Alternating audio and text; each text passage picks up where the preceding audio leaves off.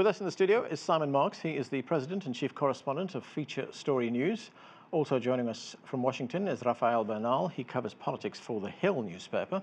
And joining us in the studio as well is Ivan Garcia-Hildago. He is a Republican strategist and political commentator. Thanks to all of you for being with us.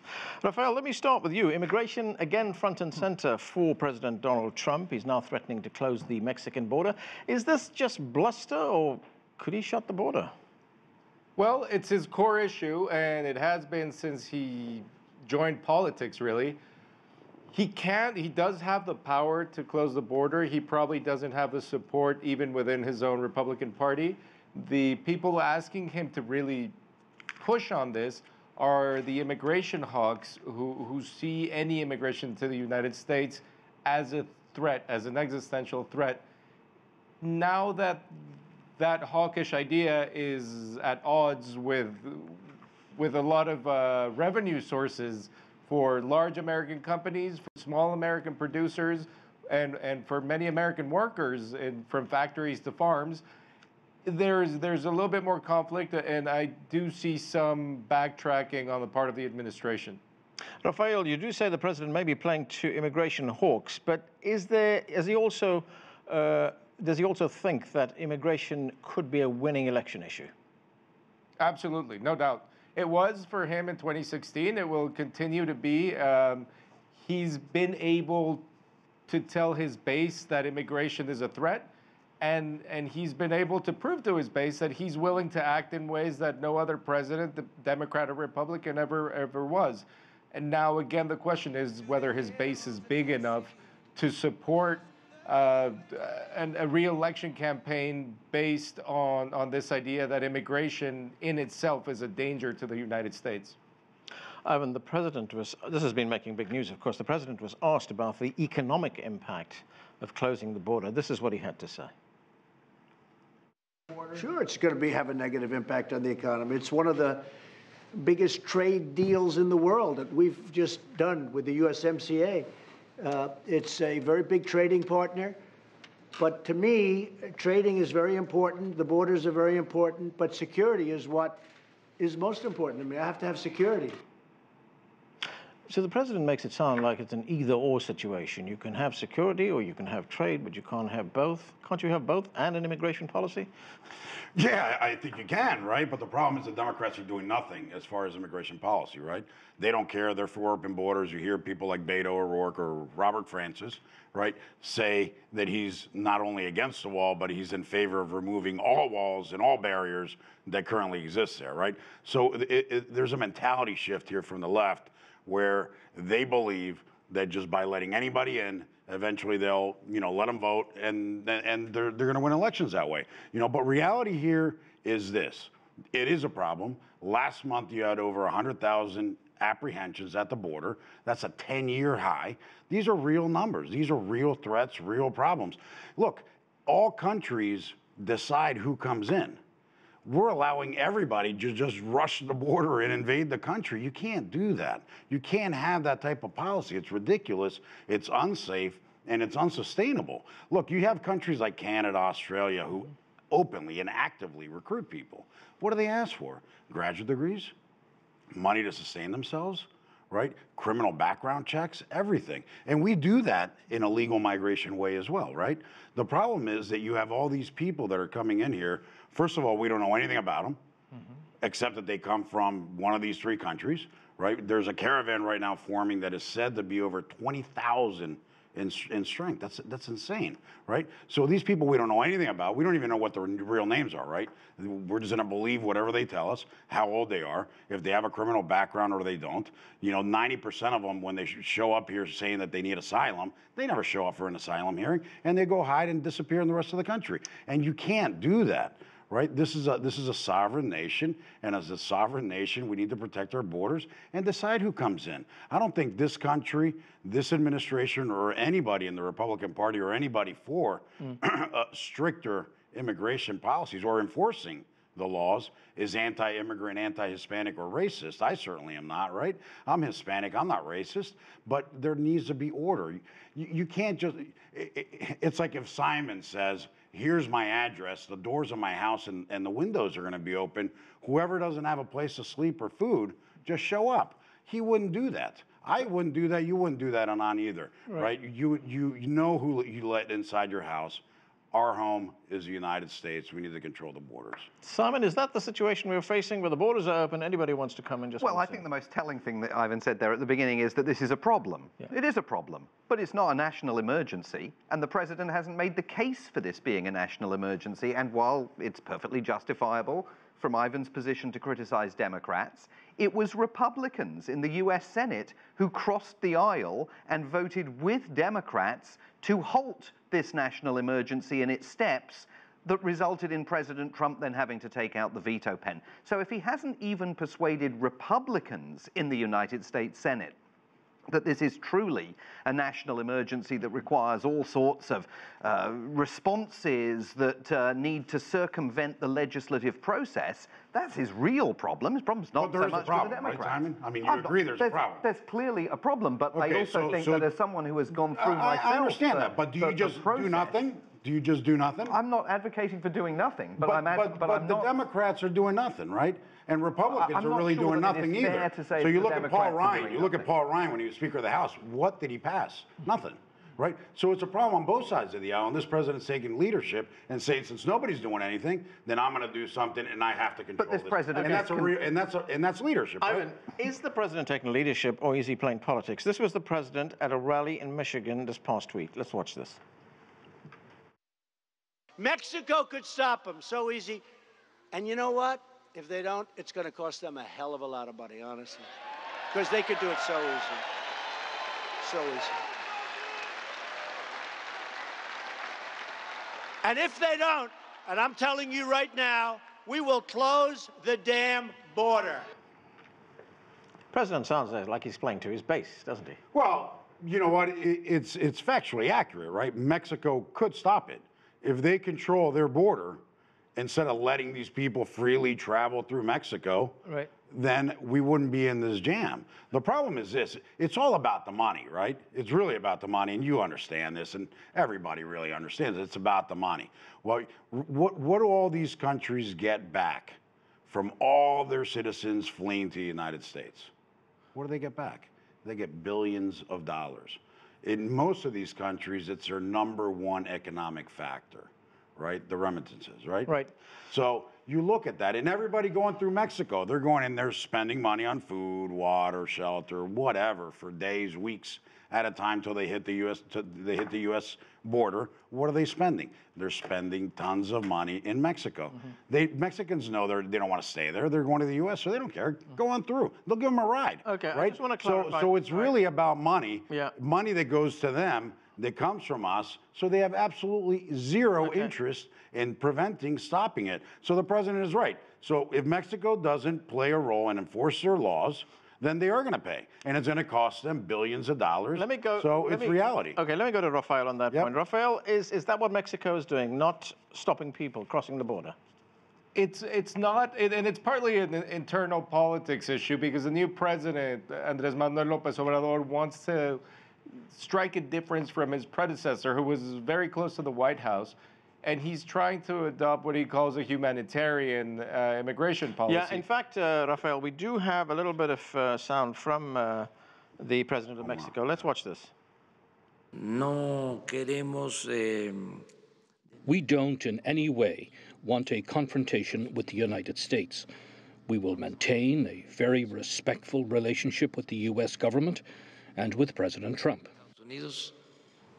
So it sounds there like President Obrador wants to work with President Trump, wants to work with the United States, rather than work against what the president wants. He's balancing, he's juggling a lot of balls here. He definitely has to show a distance between himself and Trump. He said in the campaign that every time Trump tweeted about Mexico, he would tweet back at him.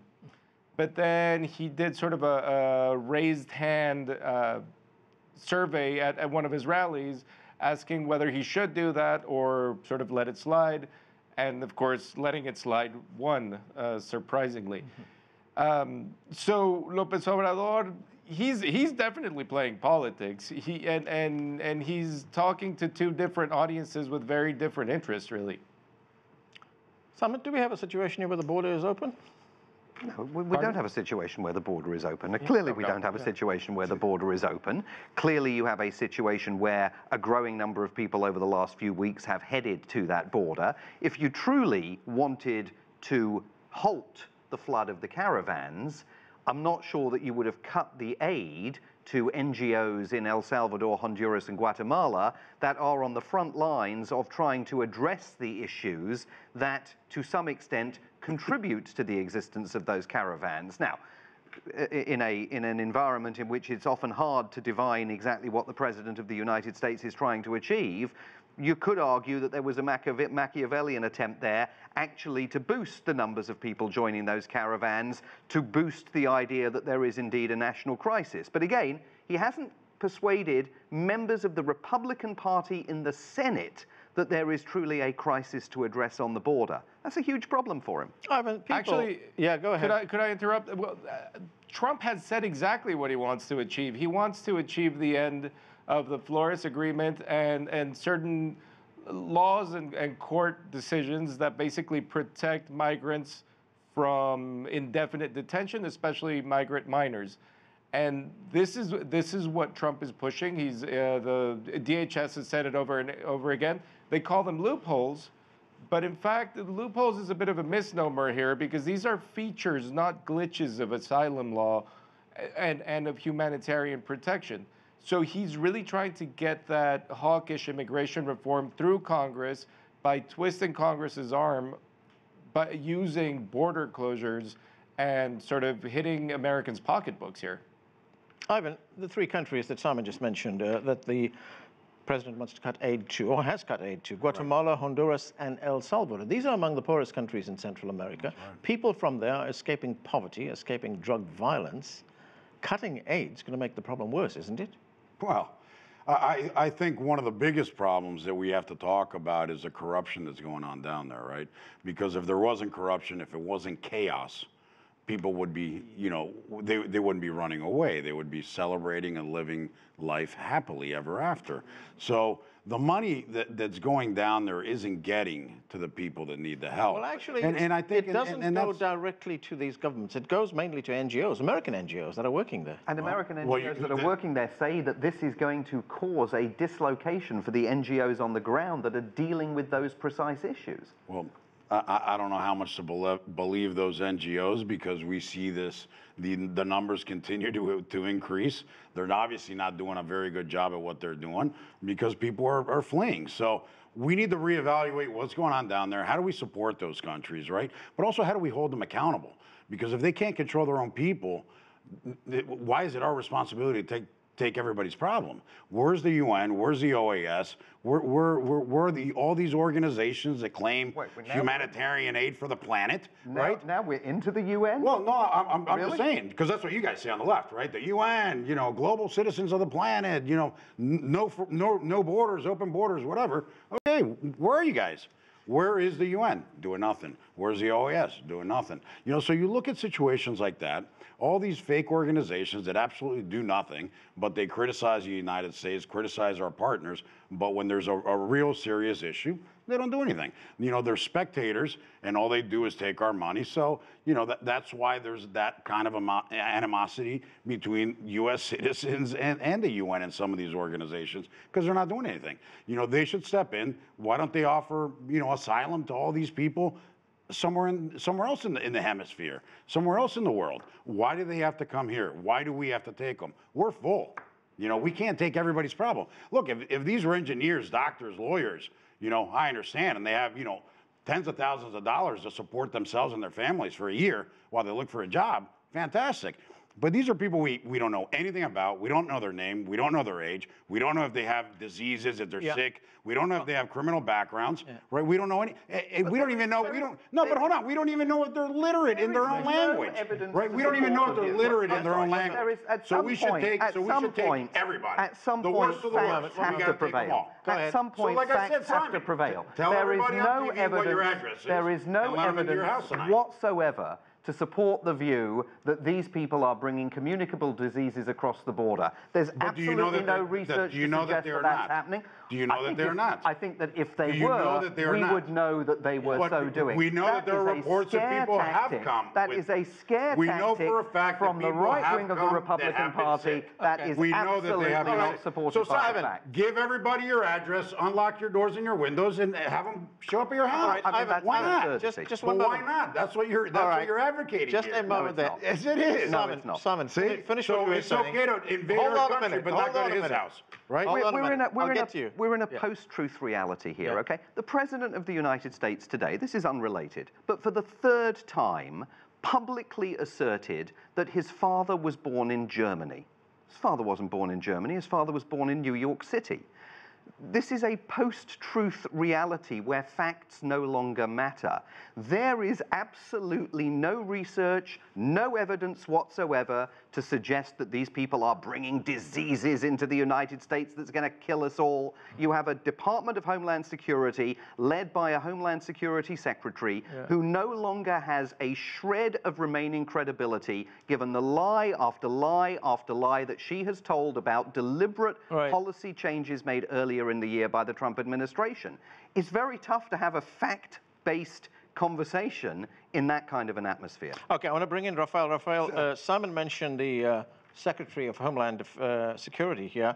That's Kirstjen Nielsen. Now, she's made a statement, actually. She says border officials are being overwhelmed by large numbers of people seeking asylum at the border. Is that what is happening at the border? So yeah, she's getting a lot of heat, and certainly border officials are overwhelmed. Right now, the crisis, what we do know and both sides agree on, is that the Border Patrol and to a certain extent Customs and Border Protection are not designed for this sort of immigration, for asylum seekers, who, might add, are not undocumented or illegal immigrants, whatever terminology you decide to use. They do sometimes cross illegally, but then they become documented when they ask for protections. And when they ask for protections, they fall into the care of these border authorities who are really designed to chase after surreptitious crossers, usually young adults from Mexico seeking work. And now they can't handle taking care of these children. And the Trump administration is asking for permission to be able to detain these children and these families for a longer term. And that's where human rights advocates are really saying, no, if you're gonna go after these families, you give them a court date and you tell them where to show up, but you can't have kids in jail indefinitely. Okay, one other point, Rafael. How is you work on the Hill, how is the United States Congress responding to all of this? Is there any move right now towards some kind of an immigration deal? You know, the president often blames current legislation for the chaos at the border. He's now also talking of appointing some kind of immigration czar. Do we hear anything on the Hill about this? So that's the point I was making before. His ask on immigration is very specific, and it is to rescind these humanitarian and human rights protections that prevent the United States government from putting people in detention. Let's not call it jail, in detention indefinitely. This isn't gaining a lot of traction in Congress, first of all, because it doesn't look good for most members of Congress. And even many of those members of Congress from areas where the idea could be sold or where Trump's base is especially strong, and it has been sold by the president, they then have certain financial needs, like, for example, corn exports to Mexico or auto parts imports from Mexico for manufacturing. So it's going to be a hard sell for the president, even with congressional Republicans who support him in any other issue. Something else that the president often says, Ivan, and that is that there are drugs coming through the border. Here's what he had to say. Let's watch this.